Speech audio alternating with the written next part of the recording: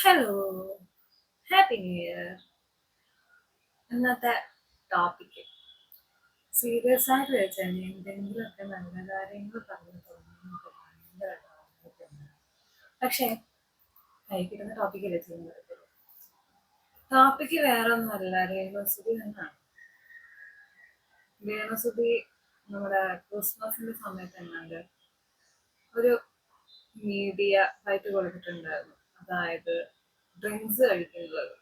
അത് ആ സമയത്ത് വലിയ ചർച്ചയായെങ്കിലും എനിക്ക് അതിനോട് വലിയ ഇതില്ലാത്തതുകൊണ്ട് ഞാനത് എടുത്തു വെച്ച് സംസാരിച്ചിട്ടുണ്ടായിരുന്നില്ല. പക്ഷെ ഇവര് വീണ്ടും ഈ ഒരു ടോപ്പിക്ക് എന്തോ ഒരു അഭിമാനം പോലെയാണ് ആൾക്കാരുടെ മുന്നിലോട്ട് ഈ ഒരു സാധനം എടുത്തിട്ട് കൊടുക്കുന്നത്. ഇവർ ഈ പറയുമ്പോൾ അതിന്റെ ഓപ്പോസിറ്റ് നിൽക്കുന്ന കാര്യങ്ങളൊന്നും ഇവർ ഈ ചിന്തിക്കുന്നില്ല. ഒന്നാമത്തെ കാര്യം, ഇവരുടെ വീഡിയോസ് കാണുന്ന ആൾക്കാരിൽ പലരുടെയും മൈൻഡ് സെറ്റ് എന്ന് പറയുന്നത് രേണുസുതി ഒരു വിധവയാണ്. അവര് രണ്ട് മക്കളെ ഓർക്കാൻ വേണ്ടിയിട്ട് കഷ്ടപ്പെട്ട് പണിയെടുത്ത് ജീവിക്കുന്നു എന്നുള്ള ഒരു മൈൻഡ് സെറ്റിൽ നിൽക്കുന്ന ആൾക്കാരുടെ അടുത്ത് അവർ ഈ ഒരു രീതിയിലുള്ള ഒരു കാര്യം തുറന്നു വിടുന്നുണ്ടാകുന്ന നെഗറ്റീവ് എഫക്റ്റ് എന്താണെന്ന് ഇവർ ആലോചിക്കുന്നില്ല. അടിച്ച് കിണ്ടിയായിട്ട് രേണുസുതി ഒന്നുമില്ല, ചെറുതയാണ് ചെറുതെന്താ ആണോ ചെറുത്. അതിപ്പോ എത്രയാണെന്ന് ഞാൻ പറയുന്നത്. വേറെ ഒന്നും കഴിച്ചിട്ടില്ല. ആ ചോദ്യം ചോദിക്കുന്നവന് കുറച്ച് ബോധമുണ്ടോ? അവൻ എങ്ങനെയെങ്കിലുമൊക്കെ റീച്ച് ഉണ്ടാക്കി, നെഗറ്റീവ് ആണെങ്കിലും പോസിറ്റീവ് ആണെങ്കിലും കുറച്ച് റീച്ച് ഉണ്ടാക്കി അവൻ അവന്റെ കാര്യങ്ങൾ നോക്കിയിട്ട് പോകും. പക്ഷെ ഇവർക്ക് ഉണ്ടാകുന്ന നെഗറ്റിവിറ്റി എത്ര മാത്രമാണെന്ന് ഈ വിളിച്ച് പറയുന്ന രേണുസുതിക്ക് ഒരു ബോധമില്ല. ഇതുപോലെ ഈ മോഹൻലാലിന്റെ അമ്മ മരിച്ചപ്പോ രേണുസുതി അത് കാണാൻ പോയിട്ടുണ്ടായിരുന്നു. അതിനെക്കുറിച്ച് ഇപ്പൊ വലിയ ചർച്ച ആയിക്കൊണ്ടിരിക്കുകയാണ്. അതിനൊക്കെ വളർന്നോ എന്നുള്ള രീതിയിൽ സ്വാഭാവികമായിട്ട് രേണുസുതി ബിഗ് ബോസിൽ ഉണ്ടായിരുന്ന ഒരാളാണ്. ആ ഒരു ബേസിൽ എന്തായാലും രേണുസുതി പോവും. അതിന് ഇത്ര വലിയ നെഗറ്റീവ് പറയേണ്ട ആവശ്യമുണ്ടോ എന്ന് വെച്ച് കഴിഞ്ഞാൽ എനിക്കറിയത്തില്ല.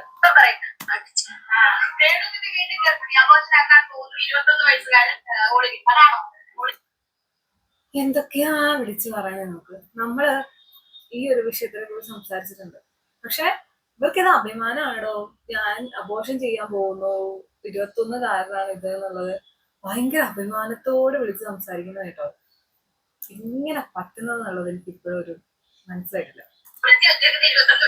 പുതിയതായിട്ട് റീച്ച് ഉണ്ടാകാനുള്ളവർക്ക് ഞാൻ കണ്ടന്റ് വരെ തന്നിട്ടുണ്ട്.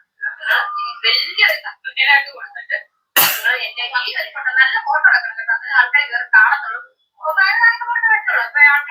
വേറെ കാണുന്ന ഫോട്ടോ വെച്ചോളൂ. ഈ ഒരു കാര്യത്തിനെ കുറിച്ചിട്ട് വേറൊരു കാര്യം സംസാരിക്കാനുണ്ട്. രേണുസുതി ഒരു മോഡലിംഗ് ചെയ്തിട്ട് ഒരു പ്രൈസ് കിട്ടിയ ഒരു സംഭവം ഉണ്ടായിരുന്നു, റാംബോക്ക്, ഒരു നാടൻ ശൈലിയിൽ. അതിനെ കുറിച്ചിട്ടൊരു വാർത്ത ഇപ്പൊ വന്നുകൊണ്ടിരിക്കുന്നുണ്ട്.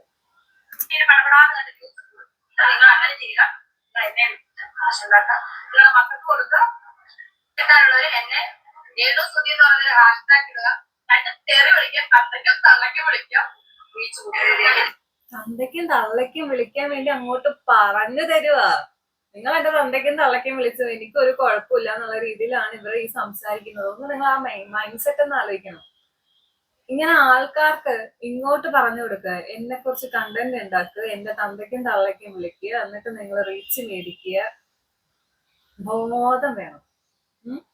ഇവരെ കുറിച്ച് എത്രയൊക്കെ നെഗറ്റീവ് പറഞ്ഞ് എവിടെയെങ്കിലൊക്കെ ഒരു പോസിറ്റീവ് കണ്ടുപിടിക്കാൻ നോക്കുമ്പോൾ അവർ അതിന്റെ മുകളില് നെഗറ്റിവിറ്റി ഉണ്ടാക്കാൻ നോക്കുക. ഇങ്ങനെയുള്ള ആൾക്കാരെ കുറിച്ചിട്ട് വീഡിയോ ചെയ്യുമ്പോൾ ചില ആൾക്കാർ വന്ന് സംസാരിക്കുന്ന സംസാരമുണ്ട്.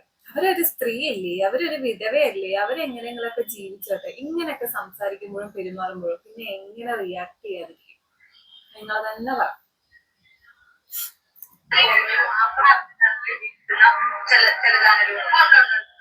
അപ്പൊ അവരെ കുറിച്ച് എന്താണ് പറയുന്നത്? അവര് അരി പഞ്ചസാര മേടിക്കട്ടെ എന്ന് ഞാൻ ആശംസിക്കുന്നു.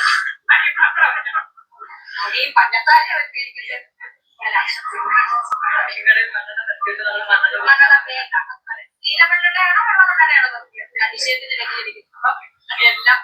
അരിയും പഞ്ചസാരയും മേടിച്ച് ജീവിക്കട്ടെ.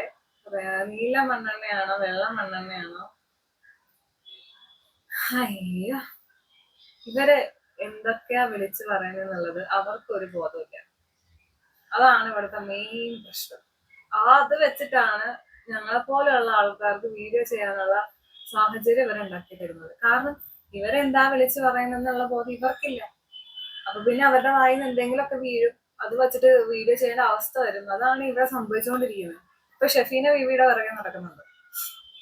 ഷെഫീന ബീവി പറഞ്ഞൊരു കാര്യമുണ്ട്, രാത്രിയില് വെള്ളം അടിച്ച് ബഹളം വെച്ചിട്ട് ഈ വസ്തു കൊടുത്ത അച്ഛനുണ്ടല്ലോ, അച്ഛൻ അവിടെ നിൽക്കാൻ പറ്റാത്ത രീതിയിലാണ് ഇവര് രാത്രി വീട്ടിൽ കിടന്ന് വെള്ളം അടിച്ച് ബഹളം വെച്ച് ആൾക്കാരെ കൂട്ടുന്നത്. അത് പറഞ്ഞതിനാണ് ഈ രേണു സുധി അച്ഛന് നേരെ തിരിഞ്ഞതെന്നൊക്കെയാണ് പറയുന്നത്. ആലോചിച്ച് നോക്കണം. പരിപാടിയിൽ രേണുസുധിക്ക് ബെസ്റ്റ് മോഡലിനുള്ള അവാർഡ്. രേണുസുധി ഈ മോഡൽ ഫീൽഡിനെ പറ്റി മുമ്പെങ്കിലും പരിചയമുള്ള ആളാണ്. കുറച്ചില്ല, ഒരു പരിചയമുള്ള ആള് ഇതാണ് കൂടി അവർക്കറിയാം. ഒരു ഫസ്റ്റ് ആണ് ഇങ്ങനെ ഷോയ്ക്ക് ഗസ്റ്റാർട്ട് വരുന്നത്, കമ്പനിയോട് ഗസ്റ്റാർട്ട് വരുന്നത് ഫസ്റ്റ് ടൈമാണ് അവാർഡ്. അതിനുശേഷം ബിഗ് ബോസിൽ എൻട്രി കിട്ടും.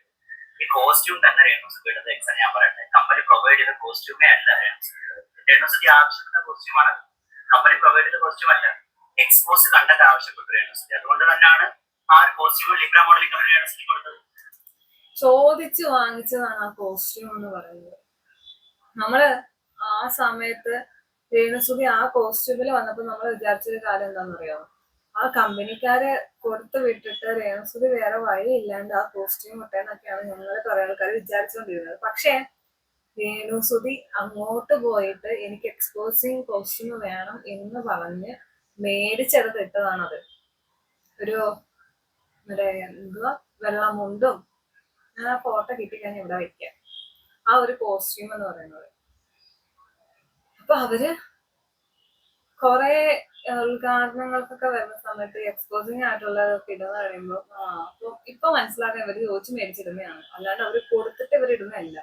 അതിൽ അവർക്ക് മോഡലിനെ കുറിച്ച് ഒരു വിവരം ഇല്ലതായിട്ട് എനിക്ക് തോന്നിയിട്ടില്ല. കാരണം അതാണെന്ന് തോന്നുന്നു അവരുടെ ഫസ്റ്റ് മോഡലിംഗ്. ഫസ്റ്റ് മോഡലിന് അവാർഡ് ഞാൻ പറയുന്നത് ഒരു ഫെറ്റിൻ ഷർട്ടിന്റെ ലേഡിയാണ് അല്ല. ഇനി ഇങ്ങനെ അവാർഡ് എടുക്കാൻ കാരണം കമ്പനിയുടെ സിഎഫ് ഇവിടെ ഉണ്ടല്ലോ, ലിബ്ര മോഡലിംഗ് കമ്പനി സിഎഫ് ചോദിച്ചു മനസ്സിലാവും. കേട്ടല്ലോ, അവര് ചോദിച്ചു മേടിച്ച് അതിട്ട് അതിനാണ് അവർക്ക് അവാർഡും കിട്ടിയത്. ഇതൊക്കെയാണ് ഇവിടെ രേണുസുധി വിളിച്ചു പറയുന്നതിനോടുള്ള പ്രശ്നങ്ങൾ. രേണുസുധി ഓരോന്നായിട്ട് ഇങ്ങനെ കാണിച്ചു കൂട്ടുമ്പോൾ രേണുസുധി ചെയ്ത ഓരോ കാര്യങ്ങൾ അതിന്റെ ഓപ്പോസിറ്റ് ആയിട്ട് പുറത്തു വന്നുകൊണ്ടിരിക്കും. ഈ കർമ്മ എന്ന് പറഞ്ഞ സാധനം ഉണ്ടല്ലോ, നമ്മൾ എന്താണോ ചെയ്യുന്നത് അതനുസരിച്ച് അത് നമുക്ക് തിരിച്ചു തരും. അതാണ് ഇപ്പൊ നടന്നുകൊണ്ടിരിക്കുന്നത്. രേണുസുധി ഓരോ സ്ഥലത്ത് ഓഡിയോ മീഡിയസിന്റെ മുന്നിൽ ചെന്ന് വിളിച്ചു പറഞ്ഞുകൊണ്ടിരിക്കുന്നു.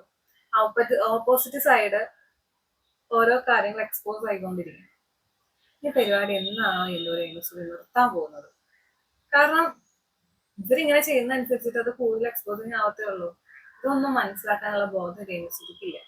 രേണുസുധിയുടെ ബോധം എന്ന് വെച്ച് കഴിഞ്ഞാൽ വസ്തു കൊടുത്തവരെ ചീത്ത വിളിക്കുക, വീട്ടുണ്ടാക്കി കൊടുത്തവരെ ചീത്ത വിളിക്കുക, സഹായം ചെയ്ത ആൾക്കാരെ ചീത്ത വിളിക്കുക, ഇതൊക്കെയാണ് രേണുസുധിയുടെ ബോധം. ഇനിയിപ്പോ ഈ വീഡിയോ ചെയ്യുമ്പോൾ രേണുസുധിനെ സപ്പോർട്ട് ചെയ്യുന്ന കുറെ ആൾക്കാർ വന്നിട്ട് തുടങ്ങും, നിനക്ക് വേറെ പണിയില്ലേ, രേണുസുധിനെ വെച്ച് ജീവിക്കുന്നു, അവരെങ്ങനെങ്കിലൊക്കെ ജീവിച്ചോട്ടെ. പക്ഷെ അവര് പബ്ലിക്കിൽ കൊണ്ടിടുന്ന കാര്യങ്ങൾ അതാണ് ഞങ്ങളെ പോലുള്ള ആൾക്കാർ എടുത്ത് റിയാക്ട് ചെയ്യുന്നത്. അവിടെ വന്നിട്ട് നിങ്ങൾ ഇങ്ങനെ പറഞ്ഞിട്ട് കാര്യമില്ല. കാരണം ഞങ്ങൾ വീഡിയോ ചെയ്യാതിരിക്കണമെങ്കിൽ രേണുസുധി ഇതുപോലെയുള്ള പ്രത്യേകതകൾ ചെയ്യാതിരിക്കണം. അപ്പൊ ഞങ്ങൾ ഇത് സാധനം പതിയെ അങ്ങ് നിർത്തും. പക്ഷെ അവർക്ക് ആ ഉദ്ദേശം ഇല്ലെങ്കിൽ ഞങ്ങൾക്ക് അതിന് ഉദ്ദേശമില്ല. ശരിയാണ്.